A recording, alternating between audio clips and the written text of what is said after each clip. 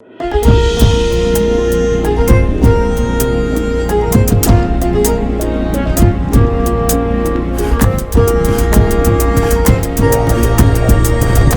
ጤና ይስጥልን የተከበራችሁ የፈታ ዴይሊ ቤተሰቦች የሰዓቱን መረጃ ይዘን ተገኝተናል። እንደተለመደው አንኳር ጉዳዮችን በቅድሚያ በማስተዋወቅ ወደ ዝርዝሩ እናልፋለን። ከፍተኛ የመንግስት ኃላፊው በጠና ታሟል በሚል እያነጋገረ ባለው ጉዳይ ይፋዊ ምላሽ ተሰጥቷል። ባለፉት ጥቂት ቀናት በኢትዮጵያ ማህበራዊ ሚዲያ መንደሮችና በተለያዩ የፖለቲካ መድረኮች ላይ ከፍተኛ መነጋገሪያ ሆኖ በሰነበተው ጉዳይ ከፍተኛ አመራሩ ይፋዊ ማብራሪያ ሰጥተውበታል። አመራሩ ደረሰብኝ ስላሉት ድንገተኛ አደጋ እውነታውን ይፋ አድርገዋል። መረጃውን ከምሽቱ ጥንቅራችን ይሰሙታል። ትራምፕ ተደራዳሪ ልዑካን ቡድን ወደ ፓኪስታን ላኩ። በምክትላቸው ጄዲ ቫንስ የተመራ ልዑካን ቡድን ነው። ኢራን ተደራዳሪ ልዑካን ቡድን አልክም በሚለው አቋሟ እንደጸናች ነው። የሁለት ሳምንቱ የተኩስ አቁም ስምምነት በመጪው ረቡዕ ይጠናቀቃል። በዚህ መሃል የኢራን የድርድር ፍላጎት ማጣት ግራ አጋብቷል። ከተኩስ አቁም ጊዜ መጠናቀቅ መቃረብ ጋር በተያያዘም ሌላ አዲስ ጦርነት እንዳይቀሰቀስ አስግቷል። የእስራኤልና የአውሮፓ ሀገራት ግንኙነትም ንፋስ ገብቶበታል። ውጥረቶች እየታዩበት ነው። ጥንቅራችን ከያዛቸው ዕለታዊ መረጃዎች መካከል ነው። በኢራንና አሜሪካ ለዓመታት የዘለቀውን የጠላትነት ግንኙነት ሊያቀልጥ የሚችል ፍንጭ የታየበት ጥብቅ ምክር በዛሬው ዕለት ተካሂዷል።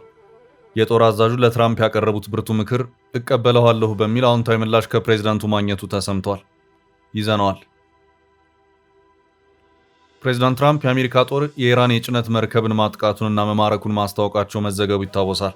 ታዲያ ይህ እርምጃ በዓለም የነዳጅ ዋጋ ላይ ሌላ አሉታዊ ተጽዕኖ አምጥቷል። የሆርሙዝ ጉዳይ ተስፋ እያስቆረጠ ስለመሆኑም የሮይተርስ አንድ ዘገባ አመልክቷል። መረጃዎቹን አያይዘናል። በደቡባዊ ሊባኖስ በእስራኤል ወታደር የተፈጸመ ድርጊት ከፍተኛ ቁጣ ፈጥሯል። የእስራኤሉ ጠቅላይ ሚኒስትር ቤንያሚን ኔታንያሁና የእስራኤል ጦር ጭምር በጉዳዩ ማስተባበያ እስከ ማውጣት ደርሰዋል። ጉዳዩን የተመለከተ አጠር ያለ ዘገባ ይዘናል። ግብጽ ኢትዮጵያ ላይ አዲስ የሴራ መረብ መዘርጋቷ ተሰምቷል። ኢትዮጵያ በአባይ ላይ 3 አዳዲስ ግድቦች ለመገንባት መነሳቱ ያስደነገጣት ግብጽ ሚስጥራዊ ስልት መቀየሷ ይፋ ሆኗል። ይዘነዋል። እስከ ጥንቅራችን ፍጻሜ አብራችሁን ቆዩ። የምንለቃቸው ዕለታዊ ትኩስ ዜናዎች እንዲደርሷችሁ ላይክ፣ ሼር፣ ሰብስክራይብ ማድረግ እንዳትረሱ።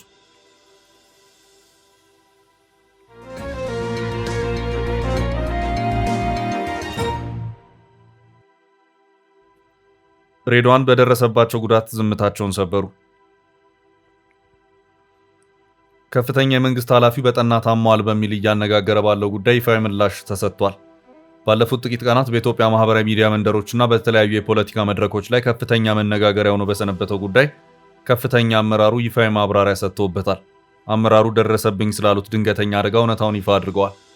የብሔራዊ መረጃና ደህንነት አገልግሎት ዋና ዳይሬክተር አምባሳደር ሬድዋን ሁሴን ከሰሞኑ በገጽታቸው ላይ የታየውን ለውጥ ተከትሎ በማህበራዊ ሚዲያ ሲዘዋወሩ ለነበሩ ጥያቄዎችና መላምቶች ሰፊ ማብራሪያ ሰጥተዋል።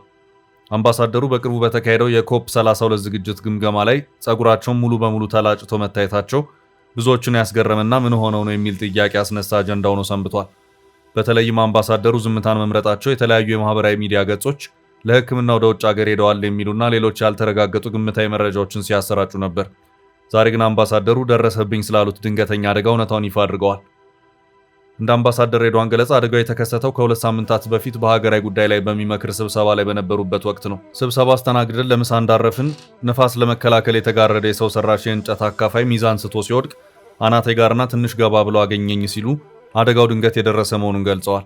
ይህ አደጋ አናታቸው ላይ ስንጥቅ ያስከተለ ሲሆን ቁስሉ በአግባቡ እንዲታከምና መሰፋት ያለበት ቦታ እንዲሰፋ የሕክምና ክትትል ማድረግ አስፈልጓቸዋል።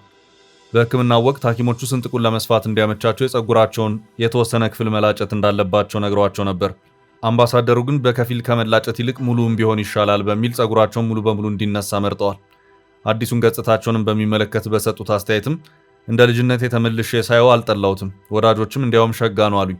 በተመልካች አስተያየት ተበረታትቼ ትንሽ ደግሞ በአዲስ መልክ ልሞክረው ብዬ ዘለኩበት በማለት አጋጣሚ ወደ አዲስ ገጽታ እንደቀየራቸው በፈገግታ ገልጸዋል። አምባሳደሩ ወደ ውጭ ሀገር ሄደዋል ተብሎ ይናፈስ የነበረውን ወሬ ሙሉ በሙሉ ውድቅ አድርገዋል። የታከሙት በአዲስ አበባ አሚን ሆስፒታል መሆኑንና እንኳን ለሕክምና ለስራም ወደ ውጭ ሀገር አልወጣሁም ሲሉ አረጋግጠዋል። እስካሁንም ምንም አይነት ምላሽ ሳይሰጡ የቆዩት ምን አዲስ ነገር አለ በሚል እሳቤ እንደነበር ጠቁመዋል። በመጨረሻም ስለ ጤንነታቸው ተጨንቀው ላጠያየቁና መልካም ምኞታቸውን ለገለጹላቸው ወገኖች በሙሉ ያላቸውን ጥልቅ ምስጋናና አክብሮት አቅርበዋል። አምባሳደር ሬድዋን ሁሴን አሁን ላይ በጥሩ ጤንነት ላይ የሚገኙ ሲሆን አዲሱን ገጽታቸውንም ወደውት በመደበኛ የሥራ እንቅስቃሴያቸው ላይ ይገኛሉ። አምባሳደር ሬድዋን ሁሴን በአሁኑ ወቅት የብሔራዊ መረጃና ደህንነት አገልግሎት ዋና ዳይሬክተር ሆነው በማገልገል ላይ ይገኛሉ። ከዚህ ቀደምም የጠቅላይ ሚኒስትሩ የብሔራዊ ደህንነት አማካሪ ሚኒስትር፣ የውጭ ጉዳይ ሚኒስትር ዴኤታ እንዲሁም በኤርትራ ኢትዮጵያ ባለሙሉ ስልጣን አምባሳደር በመሆን በተለያዩ ከፍተኛ የስልጣን እርከኖች አገልግለዋል።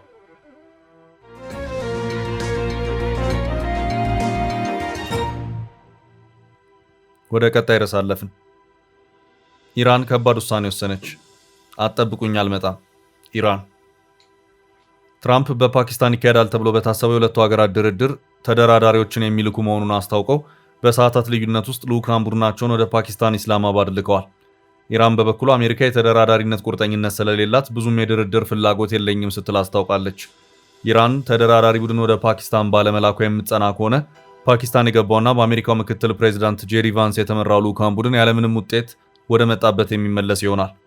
በኢራን በኩል አሜሪካ ይህ ነው ሊባል የሚችል ተጨባጭ አቋም ስለሌላትና መርከቤንም በማጥቃትና በማገትም የተኩስ አቁም ስምምነቱን የጣሰች በመሆኑ በሁለተኛው ዙር ድርድር የመሳተፍ እቅድ የለኝም ስትል ዛሬ ረፋዱን አስታውቃለች።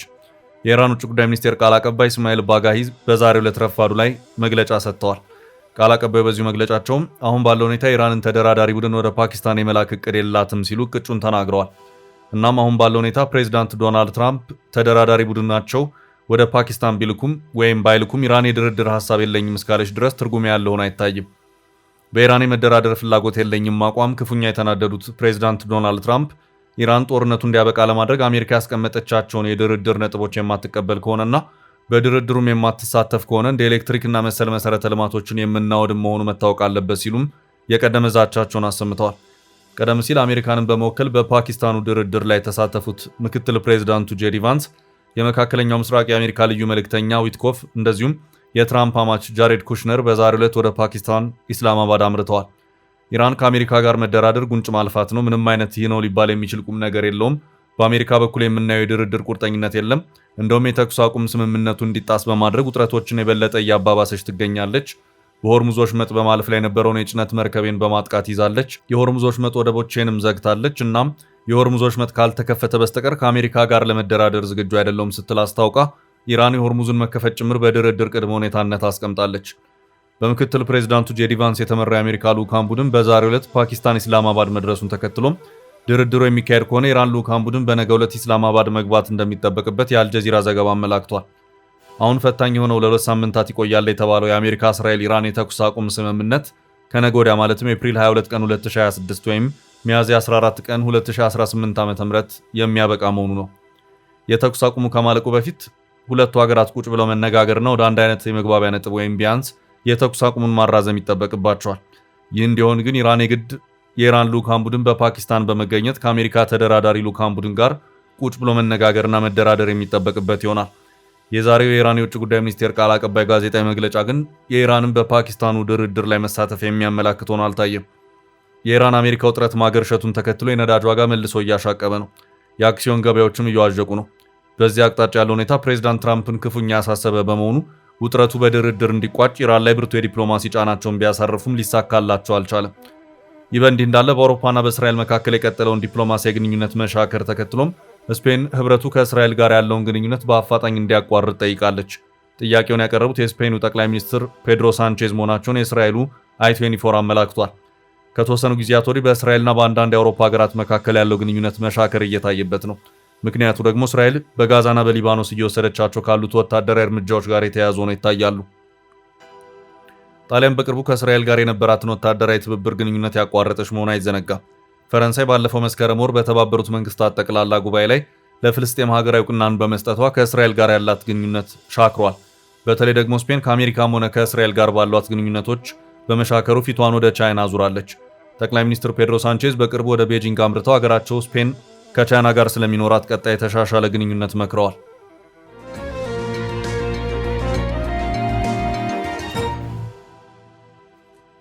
ወደ ቀጣይ መረጃ አለፍን። የትራምፕና የጀነራሉ ሚስጥራዊ ስምምነት በኢራንና አሜሪካ ለዓመታት የዘለቀውን የጠላትነት ግንኙነት ሊያቀልጥ የሚችል ፍንጭ የታየበት ጥብቅ ምክር በዛሬው ዕለት ተካሂዷል። የጦር አዛዡ ለትራምፕ ያቀረቡት ብርቱ ምክር እቀበለዋለሁ በሚል አዎንታዊ ምላሽ ከፕሬዝዳንቱ ማግኘቱ ተሰምቷል። የፓኪስታን የጦር ኃይሎች ጠቅላይ አዛዥ ጀነራል አሲም ሙኒር ከፕሬዝዳንት ትራምፕ ጋር ባደረጉት እጅግ ወሳኝና አስቸኳይ የስልክ ውይይት በቀጠናው ላይ ሰላም እንዲሰፍን ከተፈለገ በኢራን ላይ የተጣለው ጠንካራ ማዕቀብ ዳግም ሊታይ እንደሚገባው አሳስበዋል። ይህ ንግግር በዋይት ሃውስና በቴህራን መካከል ለዓመታት የዘለቀውን የጠላትነት ግንኙነት ሊያቀልጥ የሚችል ፍንጭ የታየበት ሲሆን የዓለምን የፖለቲካ ተንታኞች ትኩረት በአንድ ጊዜ ወደ ዋሽንግተንና ኢስላማባድ ስቧል። እንደ አል አረቢያ እንግሊሽ ዘገባ ጀነራል አሲም ሙኒር ለትራምፕ ባቀረቡ ዝርዝር መረጃ በኢራን ላይ ያለው የኢኮኖሚና የንግድ እገዳ ሀገራት ወደ ሰላማዊ ድርድር እንዳይመጡ ትልቅ ጋሬጣ ወይም እንቅፋት እንደሆነ ገልጸዋል። ፓኪስታን ከኢራን ጋር ያላትን ረጅም ድንበርና የኢኮኖሚ ትስስር መነሻ በማድረግ ይህ እገዳ በፓኪስታንም ሆነ በሌሎች ጎረቤት ሀገራት ላይ እያደረሰ ያለው ጫና የደህንነት ስጋት እየፈጠረ መሆኑን ጀነራሉ አብራርተዋል። ሮይተርስ የፓኪስታን የደህንነት ከፍተኛ ባለስልጣናትን ጠቅሶ እንደዘገበው ፕሬዚዳንት ትራምፕ የጀነራል ሙኒርን ምክር በጥሞና ካዳመጡ በኋላ ሐሳቡን በቁም ነገር አጤነዋለሁ የሚል አስገራሚ ምላሽ ሰጥተዋል። ይህ ምላሽ ትራምፕ ከዚህ ቀደም በኢራን ላይ ከነበራቸው ከፍተኛ ተጽዕኖ የማሳደር ፖሊሲ ሊለዝቡ እንደሚችሉ አመላካች ተደርጎ ተወስዷል። ይህ የትራምፕና የጀነራል ሙኒር ንግግር ውጤት ካመጣ በዓለም አቀፍ የጂኦፖለቲካ አሰላለፍ ላይ ትልቅ ለውጥ ሊያስከትል ይችላል። በኢራን ላይ ያለው እገዳ መላላት የነዳጅ ዋጋ እንዲቀንስ፣ በመካከለኛው ምስራቅ ያለው ወታደራዊ ውጥረት እንዲረግብና የአሜሪካና የፓኪስታን ግንኙነት ይበልጥ እንዲጠናከር በር ይከፍታል። ሆኖም ግን ይህ የትራምፕ አዲስ አቋም በእስራኤልና በአንዳንድ የአረብ ሀገራት ዘንድ ከፍተኛ ተቃውሞ ሊገጥመው እንደሚችል ይገመታል።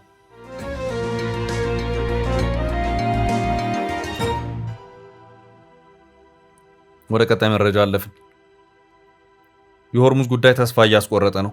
አሜሪካ የኢራን መርከብን መውረሷን ተከትሎ የነዳጅ ዋጋ ጨመረ። ፕሬዚዳንት ትራምፕ የአሜሪካ ጦር የኢራን የጭነት መርከብን ማጥቃቱንና መማረኩን ማስታወቃቸው መዘገቡ ይታወሳል። ታዲያ ይህ እርምጃ በዓለም የነዳጅ ዋጋ ላይ ሌላ አሉታዊ ተጽዕኖ አምጥቷል። በኦማን የውሃ ክልል ሊንቀሳቀስ የነበረ የኢራን ሰንደቅ ዓላማ ያረፈበትን የጭነት መርከብ አሜሪካ ማጥቃት መጥለፏንና መቆጣጠሯን ተከትሎ በዓለም የነዳጅ ዋጋ ከ5% በላይ ጭማሪ ማሳየቱን ከሰዓታት በፊት ቢቢሲ ዘግቧል። የብሬንት ድፍድፍ ነዳጅ ዋጋ በ5.4% በመጨመር አንድ በርሜል $95.27 እየተሸጠ ሲሆን የዩናይትድ ስቴትስ የነዳጅ ዋጋ የኢራን መርከብ ከተወረሰች ወዲህ በ5.9% ጭማሪ ያሳየ ሲሆን አንድ በርሜል በ88.79 እየተሸጠ ይገኛል። ባለፈው ሳምንት እስራኤልና ሊባኖስ መነጋገራቸውን ተከትሎ ንግግር ተስፋ ካጫረና እንዲሁም ኢራን የተኩስ አቁሙን ለማበረታት ስትል የሆርሙዝ ሰርጥን ሙሉ በሙሉ ክፍት ማድረጓን ተከትሎ አርብ ዕለት የነዳጅ ዋጋ ጥሩ በሚባል ደረጃ ቀንሶ የነበረ ሲሆን አሁን ላይ የአሜሪካ ጦር እርምጃ ባሳለፍነው ሳምንት መጨረሻ ወደ መረጋጋት ያመራውን የነዳጅ ዋጋ መልሶ አኑሮታል። ኢራንም ባሳለፍነው ቅዳሜ ሙሉ በሙሉ ከፈትኩ ያለችውን የሆርሙዝ ሰርጥ መልሳ መዝጋቷን መናገሯ ይታወሳል። ይህን ተከትሎ ታዲያ የሆርሙዝ ሰርጥ ጉዳይ ከነጭራሹ ያከትምለት ይሆን የሚል ስጋት እየተንጸባረቀ ነው። ሮይተርስ ዛሬ ባስነበበው አንድ ዘገባው ሆርሙዝ ላይ መለስ ይችላል ሲል አስነብቧል። እስካሁን የነበረው የዓለም ግምት ሰርጡ ለአጭር ጊዜ ብቻ የሚዘጋ ሲሆን ቀናቶች እየጨመሩ በመጡ ቁጥር ችግሩ ሊቀረፍ አለመቻሉ በዓለም ነዳጅ ንግድና አቅርቦት ውስጥ ያሉ ሌላ ዘላቂ መፍትሄና አማራጭ እንዲፈልጉ እያስገደደ ነው ብሏል። ከትራምፕ አስተዳደር የሚወጡና በየሰዓቱ የሚቀያየሩ መግለጫዎች፣ ማስጠንቀቂያዎችም ሆኑ የተስፋ መልእክቶች መሬት ላይ ያለውን የሰርጡን ሁኔታ የማያንጸባርቁ መሆኑ ገበያውን ማረጋጋት አለመቻሉን የተጠቀሰው። አሁን ላይ ከየትኛውም የዓለም ክፍል በባሰ እስያ ችግሩ የበረታባት መሆኗን የሮይተርስ ዘገባ አመልክቷል። የሆርሙዝ መከፈት የመጨረሻው ተስፋ የተነገረው አፕሪል 17 ላይ ሲሆን ትራምፕ ሰርጡ ሙሉ በሙሉ ክፍት ነው ብለው ነበር። በዕለቱ የነዳጅ ዋጋ በ9.1 በመቶ ሲቀንስ $90 በበርሜል እየተሸጠም ነበር። ኢራን ሰርጡ መልሼ ዘጋዊ ማለቷን ተከትሎ ግን በቀናት ልዩነት ዋጋው $6 ጨምሯል። ትራምፕ ያጋሩት ተስፋ በኢራን መንግስት ጭምር የተደገፈ መሆኑ የሰርጡ ችግር ወደ መፍትሄው እያመራ መሆኑ ተስፋ ሰንቆ የነበረ ሲሆን ሆኖም እውነታው ግን ተስፋው በአጭር መቀጨቱን ያሳየ ነው። ታዲያ እዚህ መሃል ብዙ ጥያቄዎች ተፈጥረዋል። እውን አሜሪካ ሆርሙዝ ላይ 100% ቁጥጥር አላት? ትራምፕ ከፈለጉ መልሰው መክፈት ይችሉ ይሆን? የአሜሪካ የኢራን ወደብ ቁጥጥር መቀየር ብቻ ሰርጡን ይከፍተው ይሆን? በትክክል የሆርሙዝ ቁጥጥር በማን እጅ ነው እያስባለ ይገኛል። ታዲያ ጥያቄዎቹ ከመልሱ በላይ ውስብስብና የበዙ እየሆኑ መምጣት የሰርጡ ጉዳይ ዳግም ላይ መለስ ይችላል የሚል እሳቤ ስለመፍጠሩ ሮይተርስ ገምግሟል። በቀጣይ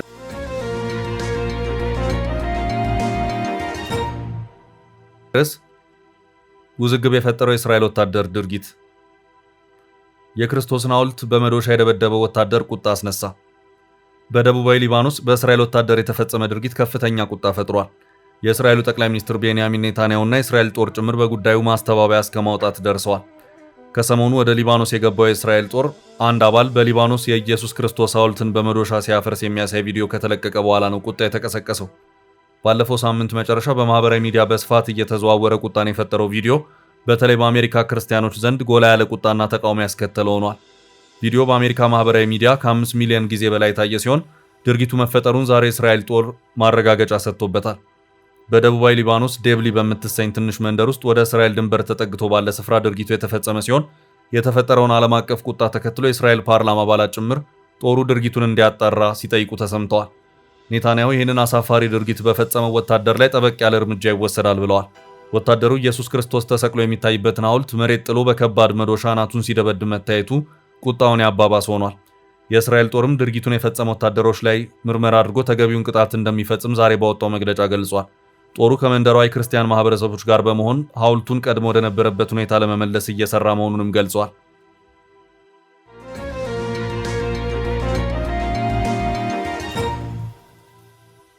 ወደ ቀጣይ መረጃ አለፍን። ግብጽ የጠነሰሰችው አዲስ ሴራ። ግብጽ ኢትዮጵያ ላይ አዲስ የሴራ መረብ መዘርጋቷ ተሰምቷል። ኢትዮጵያ በአባይ ላይ 3 አዳዲስ ግድቦችን ለመገንባት መነሳቱ ያስደነገጣት ግብጽ ሚስጥራዊ ስልት መቀየሷ ይፋ ሆኗል። በአባይ ወንዝ ላይ ያለው ጥረት አሁን ወደ ከረረ ዲፕሎማሲያዊ ፍልሚያ ተሸጋግሯል። ኢትዮጵያ በታላቁ የህዳሴ ግድብ ላይ ከደረሰችበት ስኬት በተጨማሪ አሁን ደግሞ በአባይ ላይ 3 አዳዲስ ግድቦችን ለመስራት ዓለም አቀፍ የጨረታ ጥሪ ማቅረቧ በካይሮ ቤተ መንግስት ከፍተኛ ድንጋጤን ፈጥሯል። የኢትዮጵያ ልማት ግስጋሴ ህልውና ስጋት ነው በሚል የምታምነው ግብጽ አዲስ አበባን በልማት ጉዞ ገታ ለማድረግ አዲስ የሴራ መንገድ ቀይሳለች። ይህ መንገድ ደግሞ በቀጥታ ወደ ምስራቅ አፍሪካዊቷ ሀገር ኡጋንዳ ያመራል። ግብጽ ካምፓላን ወደ ራሷ ጎራ በመሳብ ኢትዮጵያ በቀጠናው ላይ የገነባችውን የዲፕሎማሲ የበላይነት ለመስበርና የተፋሰሱን ሀገራት አንድነት ለመከፋፈል ከፍተኛ ርብርብ እያደረገች ትገኛለች። እንደ አፍሪካ ኢንተለጀንስ ዘገባና ትንተና ከሆነ የግብጽ የቅርብ ጊዜ እንቅስቃሴ ካምፓላን ከአዲስ አበባ ምህዋር ማስወጣት ላይ ያተኮረ ነው። ካይሮ ዩጋንዳን በተለያዩ የኢኮኖሚ ጥቅማጥቅሞች፣ የውሃ ቴክኖሎጂ ድጋፎችና የደህንነት ትብብሮች በማባበል ከኢትዮጵያ ጎን እንድትቆም ሳይሆን ቢያንስ ገለልተኛ እንድትሆን አሊያም የኢትዮጵያን ጥቅም እንድትጋፋ ለማድረግ እየሰራች ነው። የዚህ ሴራ ዋናው ግብ ደግሞ በቅርቡ ተግባራዊ ይሆናል ተብሎ የሚጠበቀውንና የተፋሰሱን ሀገራት የጋራ ተጠቃሚነት የሚያረጋግጠውን የናይል ተፋሰስ ኮሚሽን ገና ስራ ሳይጀምር ከውስጥ ሆኖ ሽባ ማድረግ ነው። ግብጽ ኡጋንዳን እንደ ፈረስ በመጠቀም ኮሚሽኑ በኢትዮጵያ ፍላጎት ላይ ብቻ የተመሰረተ ነው የሚል አጀንዳ ለማስረጽ እየሞከረች መሆኑን የዘገባው ምንጭ በጥልቀት ያትታል። ይህ የካይሮ ስልታዊ እንቅስቃሴ በአፍሪካ ቀንድና በአባይ ተፋሰስ ሀገራት መካከል ያለውን ኃይል ሚዛን በእጅጉ ሊቀይረው እንደሚችል የጂኦፖለቲካ ተንታኞች ያስጠነቅቃሉ። ኢትዮጵያ የጀመረቻቸውን አዳዲስ የኃይል ማመንጫ ፕሮጀክቶች ለማስቀጠል የቀጠናው ሀገራት ድጋፍ ወሳኝ ቢሆንም የግብጽ ከፋፍለህ ግዛ ፖሊሲ ግን በሀገራቱ መካከል ጥርጣሬን እየዘራ ይገኛል። ኡጋንዳ እስካሁን በናይል ጉዳይ ላይ የነበራትን የጸና አቋም ቀይራ ለካይሮ ግብዣ እጇን ትሰጥ ይሆን ወይስ አዲስ አበባ የጀመረችውን ዲፕሎማሲያዊ የበላይነት ለማስጠበቅ አዲስ ስልት ትቀይራለች የሚለው ጉዳይ ለቀጠናው ሰላምና ለናይል ውሃ ፍትሃዊ አጠቃቀም ወሳኝ ምዕራፍ ይሆናል። ይህ የካይሮ ኡጋንዳን የማጥመድ ዘመቻ የናይል ተፋሰስ ስምምነት ወይም ሲኤፍኤት አተገባበር ላይ ራሱን ጥቁር ጥላ ማጥላቱ እንደማይቀርም ይገመታል። ውድ ቤተሰቦቻችን ለዛሬ ያዝንላችሁን ርዕሰ ጉዳዮች እዚህ ላይ ቋጨን። ላይክ፣ ሼር እና ኮሜንት በማድረግ ለቻናላችን ድጋፋችሁን መግለጽ እንዳትዘነጉ እያልን ከሌሎች መረጃዎች ጋር ደግመን እስክንገናኝ ቸር ያሰማን ስንል ተሰናበትን።